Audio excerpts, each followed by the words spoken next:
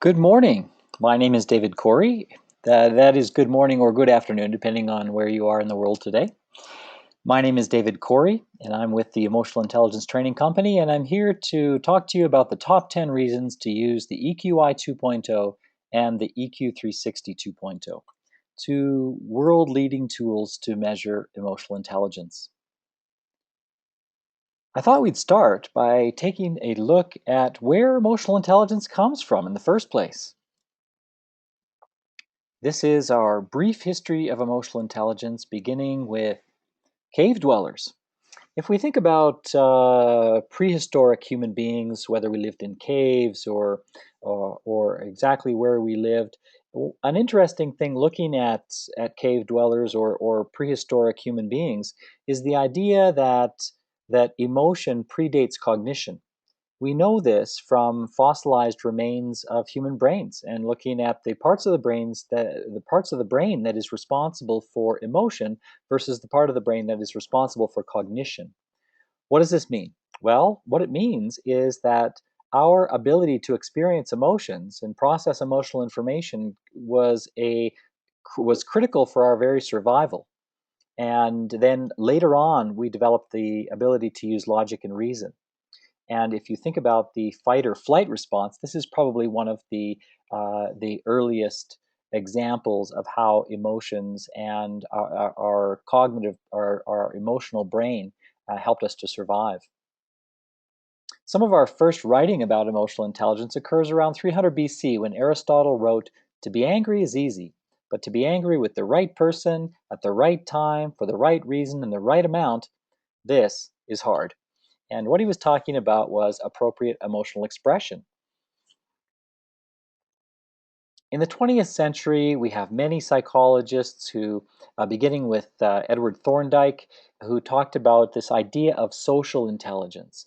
And there were other researchers, David Wexler, for example, who noted that this ability of ours to experience emotions and to be to function emotionally and socially is a critical part of intelligence in general, and that no definition of a general intelligence would be complete without the inclusion of this aspect of the brain.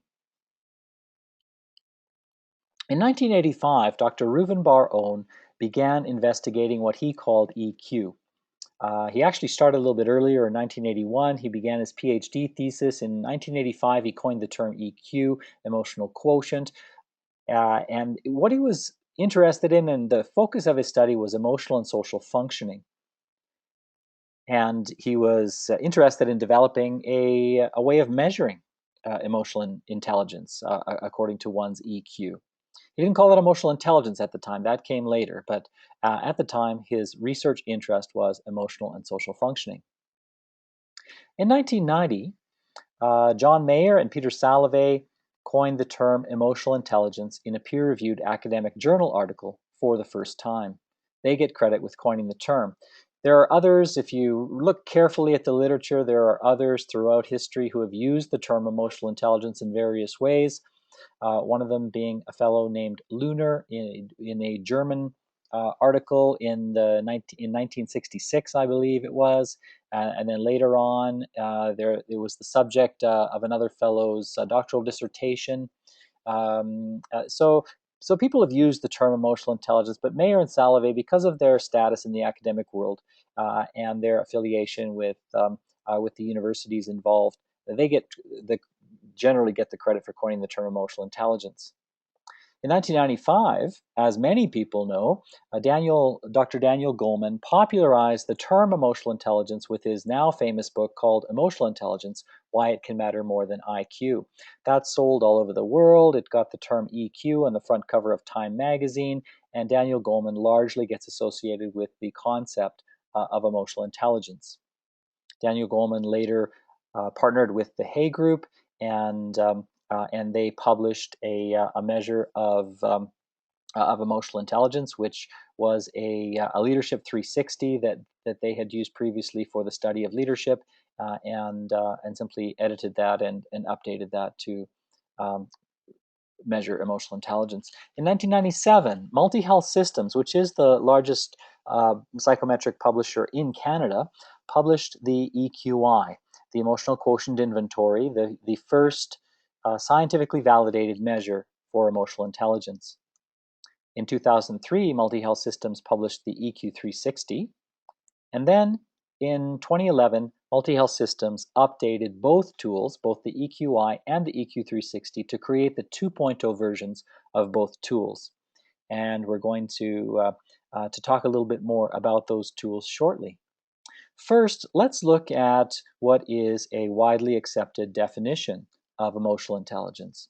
Emotional intelligence is the ability to perceive, understand, manage, and use emotions to facilitate thinking. This is Mayer and Salovey's definition that was included in their 1990 article.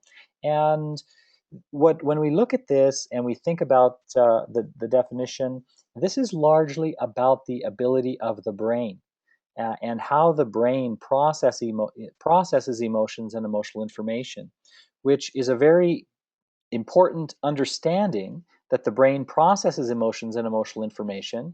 But for those of us who work in the area of personal development and organizational development, we need a different model. And that's why we're so attracted to the model that Reuven Bar-On first created in 1997, first published in 1997 rather, and then was updated in 2011 by Multi Health Systems. So what you see in this model at the very center is the concept of emotional intelligence. Again, the acknowledgement that these wonderful brains of ours have the ability to process emotional information and to process emotions, as well as the many wonderful cognitive functions and the ability to use logic and reason. With that comes several competencies or skills that have been identified through the research of Dr. Reuven Bar-On and then later on Multi Health Systems. And what we see are 15 skills and competencies related to and built on the concept of emotional intelligence. Here we see some terminology that you may well recognize, things like self-regard, self-actualization, emotional self-awareness, emotional expression, assertiveness, independence, and these are all divided up into 5 what we call composite scales, like self-perception, how one perceives oneself, how one expresses oneself through self-expression, and then the idea that these skills and competencies allow us to connect with others. Then we've got the idea that from the moment we wake up to the moment we go to sleep at night, we are constantly making decisions about every aspect that faces us and confronts us. And finally, because those aspects may be stresses, pressures, challenges, we have this composite scale of stress management, which is about how we deal with those stresses and pressures that come at us. You'll notice in the next outer ring the concept of well-being, and this is a goal of people the world over, is to have a sense of personal and professional well-being.